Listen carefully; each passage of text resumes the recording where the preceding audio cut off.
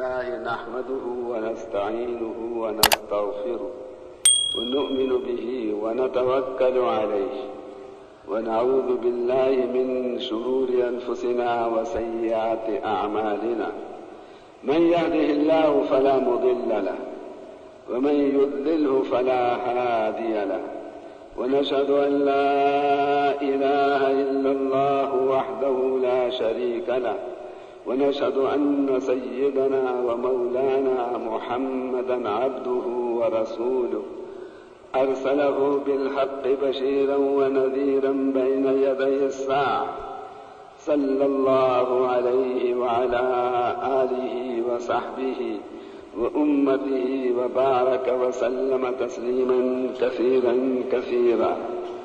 أما بعد فقد قال الله تبارك وتعالى وكذلك جعلناكم أمة وسطا لتكونوا شهداء على الناس ويكون الرسول عليكم شهيدا. وقال الله تبارك وتعالى وممن خلقنا أمة يهدون بالحق وبه يعدلون. وقال الله تبارك وتعالى كنتم خير أمة أخرجت للناس تأمرون بالمعروف وتنهون عن المنكر. وقال رسول الله صلى الله عليه وسلم إنما الأعمال بالنيات وإنما لكل امرئ ما نوى فمن كانت هجرته إلى الله وإلى رسوله فهجرته إلى الله ورسوله ومن كانت هجرته إلى دنيا يصيبها أو امرأة ينكحها فهجرته إلى ما هاجر إليه أو كما قال. أما بعد، میرے بھائیوں اور دوستوں اور بزرگوں، اللہ ہی نے اس کائنات کو بنایا اور اللہ ہی نے انسان کو بنایا اور اللہ نے بتایا کہ ایک انسان اس ساری کائنات سے زیادہ قیمتی ہے. کیوں زیادہ قیمتی ہے ایک انسان؟ کیونکہ انسان کو اللہ نے ہمیشہ رہنے کے لیے پیدا فرمایا ہے. جگہ اس کی بدلتی رہیں گی لیکن یہ ختم نہیں ہوگا. اس کائنات کو اللہ نے ختم ہونے کے لیے بنایا ہے. قیامت کے دن اللہ زمین آسمان یہ سارا ختم کر دیں گے. کائنات کی ابتدا بھی ہے، کائنات کی انتہا بھی ہے. اللہ تعالیٰ کی کوئی ابتدا نہیں، اللہ کی کوئی انتہا نہیں. انسان کو اللہ نے درمیان کا بنایا. انسان کی ابتدا تو ہے لم یکن شیئا مذکورا. ایک وقت ایسا گزرا کہ ہم نہیں تھے، معدوم تھے بالکل. لیکن جو انسان پیدا ہو گیا اب اس کی انتہا نہیں ہے. جگہ بدلتا رہے گا، کبھی اس دنیا میں، کبھی عالم برزخ میں، کبھی میدان محشر میں، پھر یا جنت میں رہے گا یا دوزخ میں رہے گا. ہر انسان کے لیے اللہ نے دوزخ میں بھی جگہ بنائی ہے اور ہر انسان کے لیے اللہ نے جنت میں بھی جگہ بنائی ہے. سارے انسان دوزخ میں جائیں تو سب کے لیے جگہ ہے. سارے انسان جنت میں جائیں سب کے لیے جنت میں بھی جگہ ہے. تو اللہ تعالیٰ انسان کو ہمیشہ باقی رکھیں گے، اس کی انتہا نہیں. اس وجہ سے انسان ہم بن گئے. ہمارا انسان بننا ہمیں بہت زیادہ خطرناک حالت میں لے آیا ہے. اگر کل کو اللہ کا فضل ہو گیا اور اللہ نے ہمیں جنت میں پہنچا دیا پھر تو ہم ہمیشہ کے لیے کامیاب. اور اگر اللہ نہ کرے اللہ کا فضل شامل حال نہ ہوا اور دوزخ میں جانے کا ہمارا فیصلہ ہو گیا تو ہم سے زیادہ بدقسمت اور کوئی مخلوق ویسے نہیں ہوگا. اس لیے ایک اللہ والے سے کسی کافر بادشاہ نے پوچھا کہ تم بہتر ہو یا میرا یہ کتا بہتر ہے؟ فرمایا اگر کل میں جنت میں چلا گیا تو میں اس کتے سے بہتر ہوں، یہ جنت میں نہیں جائے گا. اور کل اگر اللہ نے میرے دوزخ میں جانے کا فیصلہ کیا تو یہ کتا مجھ سے اچھا ہے کیونکہ یہ دوزخ میں نہیں جائے گا. تو ہمارا انسان بن جانا ہمیں بہت خطرناک حالت پر لے کر آیا ہے. ہمارے دونوں احتمال ہیں. اب اللہ تعالیٰ نے ہی اپنی طرف سے دین اسلام بنا کر دیا انسانوں کو، جو زندگی گزارنے کا وہ طریقہ ہے جو اللہ کا بنایا ہوا ہے.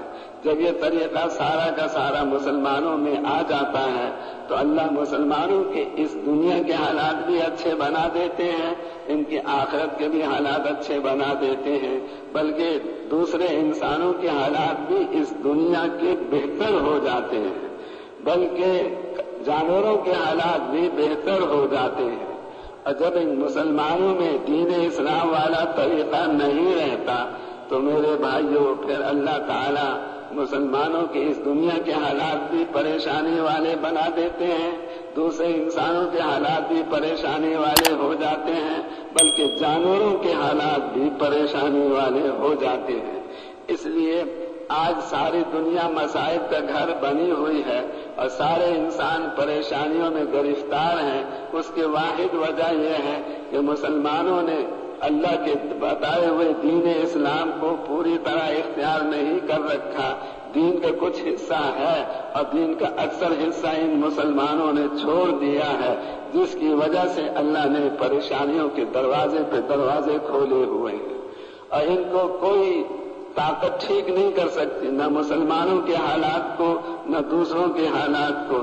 اس کے لیے واحد راستہ یہ ہے کہ مسلمانوں میں پورا کا پورا دین آ جائے اور رسول پاک علیہ الصلوۃ والسلام کی امتی ہونے کے اعتبار سے جو ان کی ذمہ داری ہے، اس ذمہ داری کو ساری امت اپنی ذمہ داری سمجھے اور اس کو اپنا اصل کام بنائے، اور اصل کام بنا کر اس کے تقاضوں کو فوقیت دے، اپنے گھر کے تقاضوں پر، اپنے کاروبار کے تقاضوں پر۔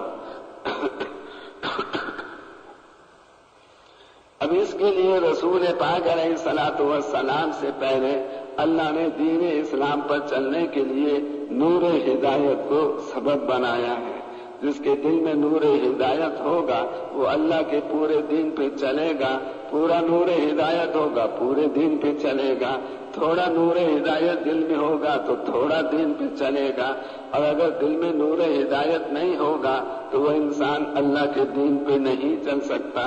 دین پر عمل کرنے میں نہ ملک کی ضرورت ہے نہ مال کی ضرورت ہے، نہ ملک کی ضرورت ہے نہ مال کی ضرورت ہے۔ مال کے بغیر بھی انسان اللہ کے پورے دین پہ چل سکتا ہے، ملک کے بغیر بھی انسان اللہ کے پورے دین پہ چل سکتا ہے۔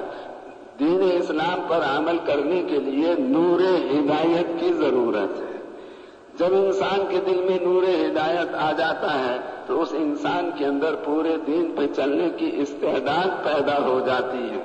اب اللہ تعالیٰ نے ہدایت دینا، گمراہ کرنا اپنے قبضے میں رکھا ہے۔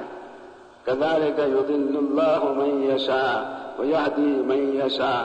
اللہ جسے چاہے گمراہ کر دے، اللہ جسے چاہے ہدایت دے دے۔ اب ہدایت دینے کے لیے اللہ تعالیٰ نے اس دنیا کو دارالاسباب بنایا ہے، جیسے اور کاموں کے لیے اللہ نے سبب بنائے ہیں، ایسے اللہ نے انسانوں کو ہدایت دینے کے لیے نبیوں کی محنت کو سبب بنایا ہے۔ اللہ نے پہلے 1,24,000 نبی بھیجے، وہ سب کے سب ہدایت کی محنت لے کر آئے، اور جو ہدایت کے نبی محنت لے کر آتا اس محنت کو کرتا، ان کی امت کو اللہ ہدایت دیتے، وہ اللہ کے دین پہ عمل کرتے اور پھر اس کے بعد کامیاب کامران خوشحال ہو جاتے۔ جب اللہ کے وہ نبی چلے جاتے تو ہدایت کی محنت بھی نبی کے ساتھ چلی جاتی اور لوگوں کے دلوں سے ہدایت کا نور نکلنے لگتا، لوگ اللہ کے دین پہ چلنا چھوڑ دیتے، پریشان، مصیبتوں میں گرفتار اور تکلیفوں میں مبتلا ہو جاتے۔ اللہ اسی قوم میں ایک اور نبی بھیج دیا کرتے۔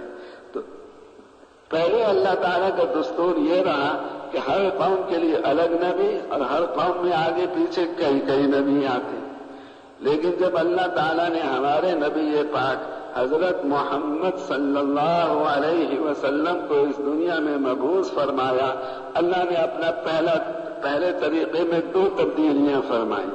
ایک تبدیلی تو یہ فرمائی کہ اللہ تعالیٰ کا فیصلہ ہے کہ حضور اکرم صلی اللہ علیہ وسلم کے بعد اب کسی کو نبوت نہیں دی جائے گی، اللہ نے آپ کو آخری نبی بنایا اور اللہ نے آپ کو قیامت تک کے لیے نبی بنایا۔ اور دوسری بات اللہ تعالیٰ نے یہ فرمائی کہ اور نبی تو ہر نبی اپنی قوم کے لیے آتا، ہمارے نبی پاک حضرت محمد صلی اللہ علیہ وسلم کو اللہ تعالیٰ نے تمام اقوام عالم کے لیے نبی بنا کر بھیجا۔ قل یا ایھا الناس انی رسول اللہ الیکم جمیعا۔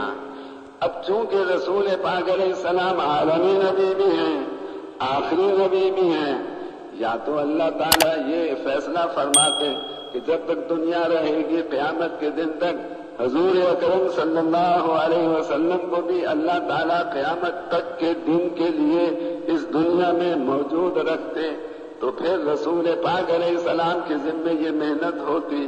آپ اس محنت کو کرتے کرتے جب ہمارے ملک میں تشریف لاتے، ہم آپ کی نصرت کرتے، جب آپ چلے جاتے ہمارے ملک سے آگے دوسرے ملک میں، تو پھر ہمارے ذمے آپ کی نصرت نہ رہتی۔ یا تو اللہ تعالیٰ رسول پاک علیہ السلام کو قیامت تک کی زندگی دے کر اس دنیا میں رکھتے، تو پھر ہمارے ذمے یہ حضور کی محنت نہ آتی، لیکن ایسا کرنا بھی اللہ کو منظور نہ ہوا۔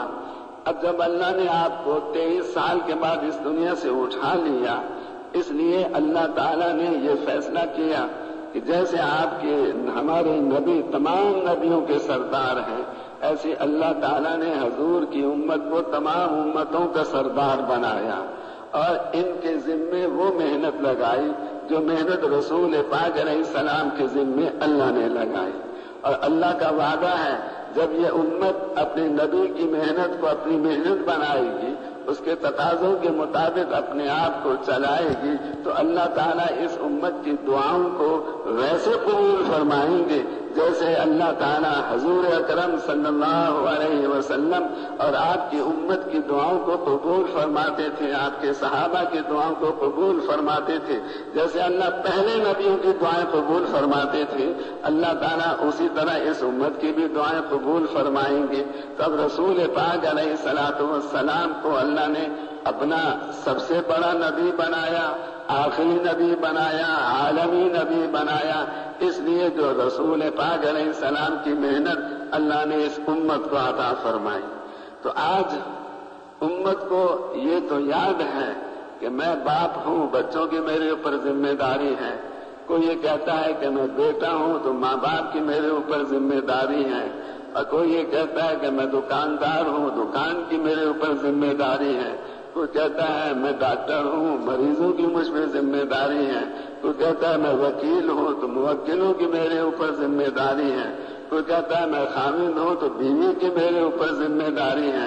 یہ ساری نسبتیں آج مسلمانوں کو یاد ہیں، اور جو مسلمانوں میں بھی ہیں اور غیروں میں بھی ہیں، یہ آج ہمیں یاد نہیں رہا کہ ہم حضور اکرم صلی اللہ علیہ وسلم کے امتی بھی ہیں، اور حضور کے امتی ہونے کے اعتبار سے ہم پر اللہ نے ساری دنیا کے تمام انسانوں کو ہدایت دلوانے کی محنت ہمارے ذمے لگائی ہے۔ یہ آج مسلمان بالکل اپنا یہ سبق بھول گیا، یہ ذمہ داری بھول گیا، جس کی وجہ سے آج مسلمان پورے اسلام پہ چلنے والے نہ رہے، اور مسلمانوں کو بھی اللہ نے پریشان کیا ہوا ہے، اور تمام کافروں کو بھی اللہ نے پریشان کیا ہوا ہے۔ اس کی واحد وجہ یہی ہے کہ امت نے اپنے فرض منصبی کو چھوڑ دیا، اور رسول پاک علیہ الصلوۃ والسلام کی محنت کی ابتدا کہاں سے ہے کہ یقینوں کو تبدیل کرنا اور مخلوق کا تأثر ہمارے دل میں نہ رہے، اللہ سے متاثر ہونا یہ ہمارے دل میں آ جائے۔ مخلوق سے جو متاثر ہو کے چل رہا ہے وہ یقیناً خسارے میں ہے، ٹوٹے میں ہے، اس کی دنیا بھی اجڑے گی، اس کی آخرت بھی خراب ہوگی۔ ہماری محنت کا خلاصہ یہ ہے کہ ہمارے دلوں میں سے مخلوق کا تأثر بالکل نکل جائے اور ہمارے دلوں میں اللہ کا تأثر پیدا ہو جائے۔ مخلوق سے متاثر ہو کے جتنے انسان چاہے بادشاہ بن جائیں، چاہے بڑے سے بڑے مالدار بن جائیں، اللہ ان سب کا نقصان ان کو موت کے وقت ظاہر کر دے گا، اللہ ان پہ واضح کر دے گا۔ اس دنیا میں بھی اللہ دکھا دے گا کہ جو مخلوق سے متاثر ہو کے چلتا ہے وہ اپنی حکومت میں بھی ناکام اور اپنے مال کے نقشے میں بھی ناکام، اور جو اللہ تعالیٰ سے متاثر ہو کے چلتا ہے وہ دنیا میں بھی کامیاب اور مرنے کے بعد بھی کامیاب۔ تو یہ رسول پاک علیہ السلام والی محنت امت کے ذمے ہے۔ یہ ایک ایسی ذمہ داری ہے جس کو امت کئی سو سال سے بھولی ہوئی، جس کی وجہ سے مسلمانوں میں آج پورا دین بھی باقی نہیں رہا، ہدایت کا نور بھی پورا نہ رہا۔ اس لیے اس اجتماع کا مقصد یہ ہے کہ اللہ تعالیٰ امت مسلمہ کے حال پر رحم فرمائے اور ہم سب مسلمان رسول پاک علیہ السلام کے امتی ہونے کی نسبت پر جو ذمہ داری اللہ نے ہم پر عائد کی ہے اس ذمہ داری کو ہم اپنی ذمہ داری سمجھیں اور رسول پاک علیہ السلام کی محنت کو اپنی محنت بنائیں۔ تو بھائی آپ بھائیوں میں سے کون کون حضور کی محنت کو اپنی محنت بنانے کے لیے تیار ہیں؟ سارے بھائی تیار ہیں۔ اب اس میں یہ ہے کہ ہمیں وقت آزادی سے نہیں گزارنا اجتماع کے 3 دن، یہ ہمیں پابند بن کر گزارنے ہیں، کیونکہ ہم سب کے سب محتاج تربیت ہیں اور اصلاح کے ہم محتاج ہیں، ضرورت مند ہیں۔ تو اس کے لیے سب سے پہلی بات تو یہ ہے کہ ہمارا وقت اپنی خواہشات اور اپنی ضروریات کے مطابق نہ گزرے، جو اس اجتماع میں جس مقصد کے لیے ہمیں بلایا گیا ہے اس مقصد کے تحت میں ہمارا سارا وقت گزرے۔ جتنے ساتھی آئے ہیں سب کی 10-10 15-15 کی جماعت بنی ہو اور 2-2 کی جوڑیاں بن جائیں، تاکہ جب اجتماعی عمل شروع ہو تو ہم سب سارے کام چھوڑ کر اجتماعی عمل میں شریک ہو جائیں۔ جیسے نماز با جماعت ہوتی ہے اس وقت سب آدمی سب کام چھوڑ کے نماز با جماعت میں شریک ہو جاتے ہیں، ایسے جب بھی کوئی اجتماعی عمل ہو، کسی نماز کے بعد بیان ہو یا تعلیم کا حلقہ ہو یا اور کوئی عمل اجتماعی ہو، ہم سب کے سب اس اجتماعی عمل میں پوری طرح سے شریک ہو جائیں۔ اور پھر جب ایک اجتماعی عمل سے ہم فارغ ہوں تو اگلا جو اجتماعی عمل آنے والا ہے، اس اگلے اجتماعی عمل تک کا جو وقت ہے وہ ہم ایک دوسرے کو اس بات پر لانے کی محنت میں خرچ کریں کہ رسول پاک علیہ السلام کے امتی ہونے کے اعتبار سے جو محنت اور جو ذمہ داری اللہ نے ہمیں عطا فرمائی ہے اس محنت اور ذمہ داری کو ہم ویسے اختیار کریں جیسے رسول پاک علیہ السلام کے زمانے میں صحابہ کرام نے اختیار فرمایا۔ اور اس کے لیے اب تک جو ہم ایسا نہ کر سکے اس پہ ہم اللہ سے توبہ استغفار بھی کریں اور ساری امت کو توبہ استغفار پر لے کر آئیں کہ جو ہمارے ذمہ اللہ نے ذمہ داری عطا فرمائی تھی وہ ہم کما حق ہو نہیں ادا کر سکے، یا تو توجہ ہی نہیں کی یا توجہ کی تو ہم نے پوری توجہ نہ کی۔ اس میں ہمیں سب کو توبہ استغفار کرنا چاہیے، کریں گے بھائی انشاءاللہ۔ اور دوسری کہ ساری امت کو بھی توبہ استغفار پہ لانا ہے۔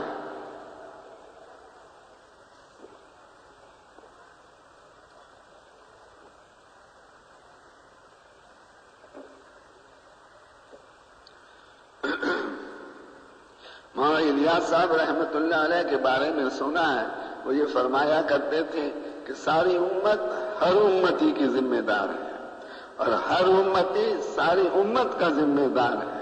یہ دونوں طرف کی بات ہے، ساری امت ہر امتی کی ذمہ دار ہے اور ہر امتی ساری امت کا ذمہ دار ہے۔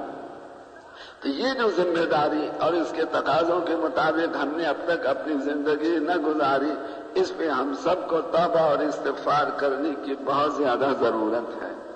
اب اس میں پھر یہ ہے کہ جب اجتماعی عمل ختم ہو تو ہم یا تو ایک دوسرے پر محنت کریں، ایک دوسرے سے اختلاط کریں، ان کو مزید اس محنت کو اپنی محنت بنانے کے لیے آمادہ کریں، تیار کریں اور قربانی دینے والا بھی بنائیں کہ جو اس اجتماع میں آ گیا ہے وہ نقد اللہ کے راستے میں نکل جائے 4 مہینے کے لیے، اور اگر 4 مہینے لگا چکا ہے تو 7 مہینے 1 سال کے لیے، اور جو اب تک 4 مہینے کے لیے نہیں نکلا وہ 4 مہینے کے لیے نکل جائے۔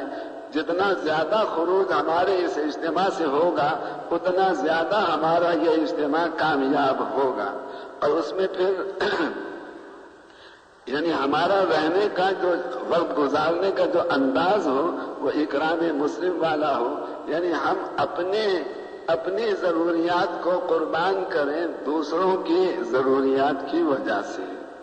ہم اپنے لیے کم سے کم جگہ میدان میں حاصل کریں ہم اپنے وضو استنجے کے لیے کم سے کم وقت لگائیں، اور اسی طرح سے یعنی ہمارے حضرات یہ چاہتے ہیں کہ 3 دن 3 راتیں ہماری اعتکاف کی طرح سے گزریں، یعنی ایسا نہ ہو کہ ہم کھانے زیادہ کھائیں اور پانی زیادہ پئیں، چائے زیادہ پئیں، اور اس سے زیادہ جب یہ چیزیں ہو جاتی ہیں تو پھر استنجا وضو کرنے میں بار بار جانا پڑتا ہے اور لائن لگ جاتی ہے، اور پھر وضو میں بھی لائن، استنجا خانے میں بھی لائن لگ جاتی ہے، تو یہ ہمارا وقت اس میں نہ گزرے۔ اس لیے یہ فرماتے ہیں ہمارے حضرات کھانا کم سے کم کھائیں اور پینا ہم کم سے کم کریں، تاکہ ہمارے جسمانی تقاضوں میں وقت کم سے کم لگے، اور پھر رخ ہمارا ایسا ہو کہ بھائی ہم نے ہر ایک کا اکرام کرنا ہے، ہر ایک کے لیے اپنی ضروریات کو آگے پیچھے کرنا ہے، میری ضرورت کا جو چاہے ہو جائے، دوسرے کا ضرورت ضرور پوری ہو جائے، تو ہمارا ایک دوسرے کے ساتھ اکرام کا معاملہ ہو۔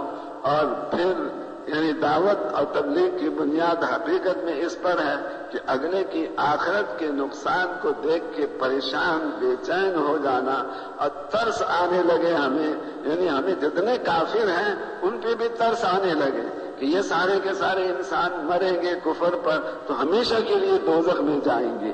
اس وجہ سے ہمارے دل میں یہ جذبہ ہو کہ یہ کافر جو ہیں ان کو بھی اللہ تعالیٰ دوزخ سے بچائے اور ان کو بھی اللہ تعالیٰ ہمارے ساتھ جنت میں لے جائے۔ آپ سن کر حیران ہوں گے، غزوہ احد میں ایک کافر نے پتھر لیا اور مارا زور سے، وہ رسول پاک علیہ السلام کے ہونٹ پہ لگا، دانت پہ بھی لگا، دانت ٹوٹ کے آپ کا نیچے گر گیا۔